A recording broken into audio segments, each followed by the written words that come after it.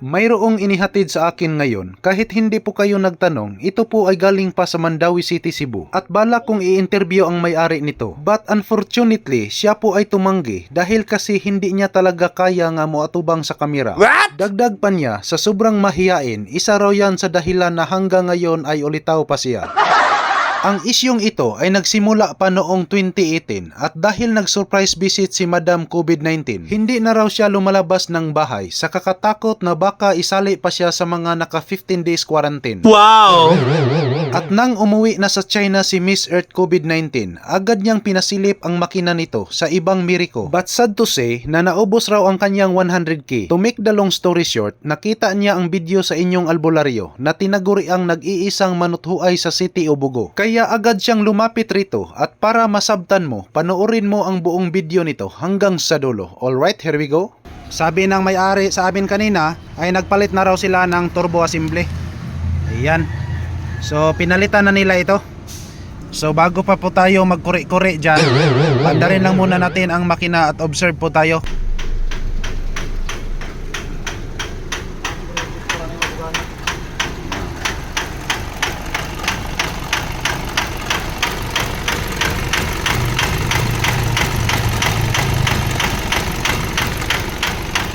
Narinig naman ninyo ngayon na parang may gimaso dito. What? Ayan o.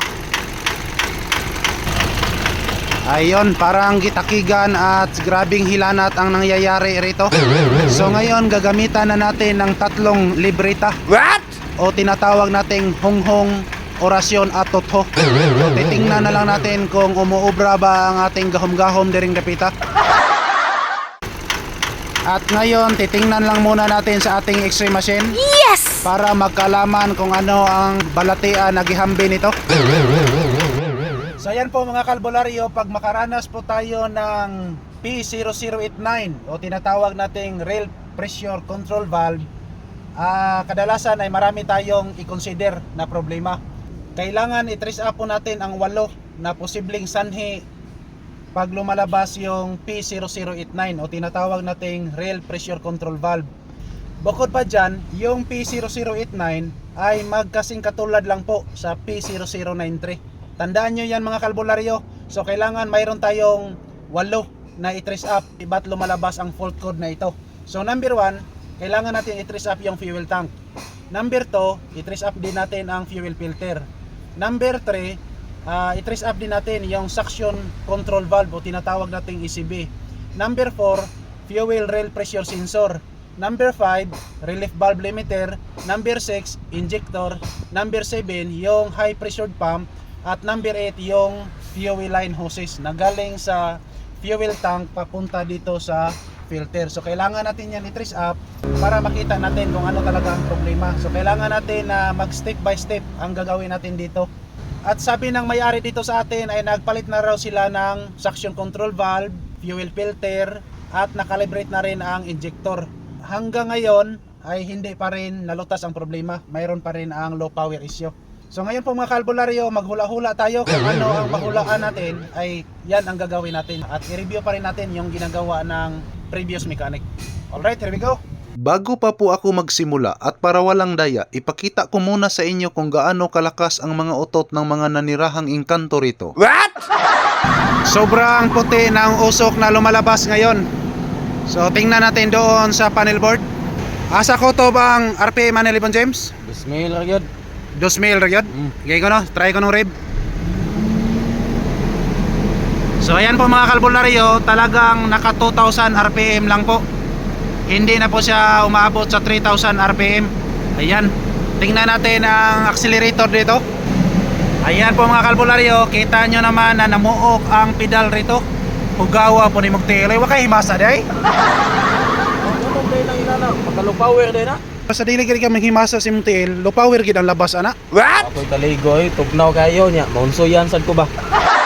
Para hindi tayo masyadong mahirapan sa kalisod, What? kailangan gumamit po ako nito ng aking mahiwagang libreta. Titingnan natin kung ano lang talaga ang problema nito. Ayan. So ito po ang tinatawag nating libreta. At kailangan natin na gumamit din ng butikaw. Yan, so magbutikaw po tayo at pag sakaling saan pupunta ang butikaw natin rito, yan ang titirahin natin. Okay, let's start. Butikaw, butikaw, di ba ikaw? Injector man. Sabi ng may-ari sa atin mga kalbularyo ay nakalibrate na raw ang lahat na injector rito. So, itry natin. Last. Wow. Butikaw, butikaw, di ba ikaw? Ayan, so confirm po talaga mga kalbularyo ay may problema dito sa injector. Wow! Ayan, babaklasin natin yan at tingnan lang natin kung talagang nasa injector ba talaga ang problema. Naipalabas na natin ang lahat na injector. Ayan. So ngayon, ang next step na gagawin natin dito ay mag-proceed po tayo ng calibration. Ipakalibrate natin to lahat at titingnan natin kung wasto ba ang fuel delivery nito. Pinalitan na natin ang lahat na injector washer dito. Ito po ang luma. Ayan. At ito naman ang bago nating pinalit. Ganito talaga tayo magtrabaho, walang kumpiyansa. Para Wow. wala po tayong duda pag sakaling umuusok pa ulit. Yes! Kadalasan ito po ang dahilan ba't umuusok ng puti. So ayan na po, katatapos lang po naming nagkabit lahat ng mga injector. So ngayon titingnan natin kung uobra ba ang hula-hula sa libreta kanina. So ngayon paandarin natin ang makina. Engine start. Ayun. So mag-observe po tayo mga kalbularyo kasi dati ay mag-fuel knock. Ayan, after 5 minutes hindi pa rin nag-fuel knock. So i-try natin i-rev. Okay, engine rev.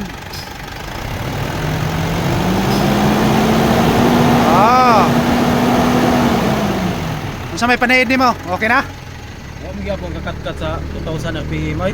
Low power gyapon? Power gyapon.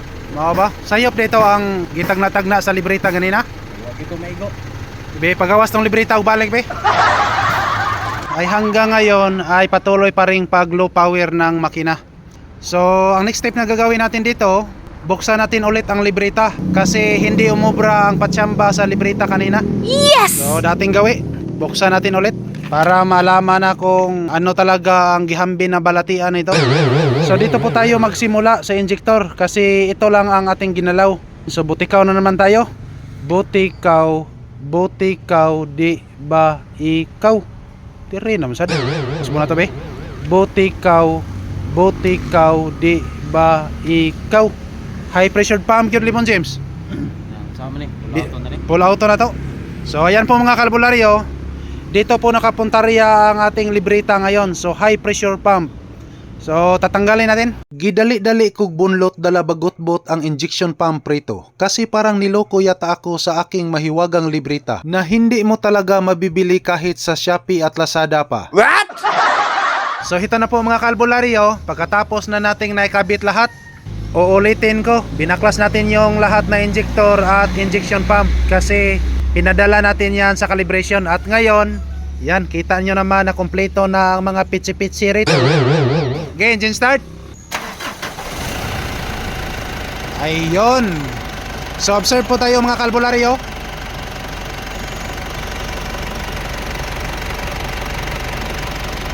Ayan, so narinig naman natin na sobrang smooth ng andar ng makina at itry nating i-rev. Okay, rev. Ayun, so sobrang lakas ng hatak ng makina ngayon at titingnan na lang natin sa panel board kung wala bang check engine light na lumalabas doon. Ayan, so hanggang ngayon ay andito pa rin ang check engine light.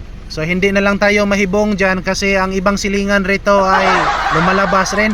Titirahin pa rin natin to at hindi na lang natin yan isali sa vlog. Kasi ang main concern lang po ng may-ari nito ay yung low power. At hanggang 2,000 RPM lang po ang hatak ng makina. At ngayon, itry lang muna natin i-rev. Observe po tayo. Ayan o. Ayun. So kita natin ngayon mga kalbularyo ay aabot na po tayo sa 4,500. Ayan. So ngayon, titingnan natin ang tambutso kung mayroon pa bang usok. Okay, engine rev up to 4,000 RPM. Rev. Oh, up to 4,000 RPM, rev. Rev. Ayun. So kita nyo ngayon mga kalbularyo na sobrang malinis na talaga ang tambutso. Wala na tayong makikita na usok. Ngayon, itry natin i-road test para makita natin kung aabot ba tayo sa 100. Yan.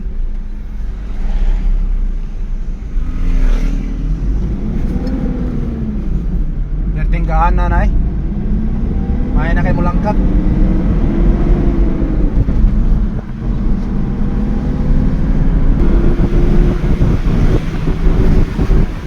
Ayan po mga kalbularyo, naka-80 na po tayo. Ayun. Yan o. So naka 100 na po tayo ngayon. Sobrang malakas na.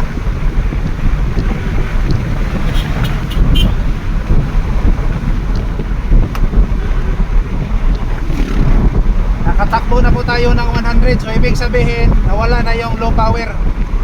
Okay, so balik lang na Grams. Okay na Grams. Okay, balik.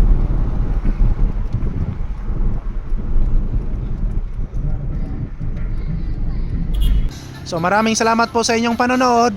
As always, dalaygon ang Diyos. Daghang salamat. Babo.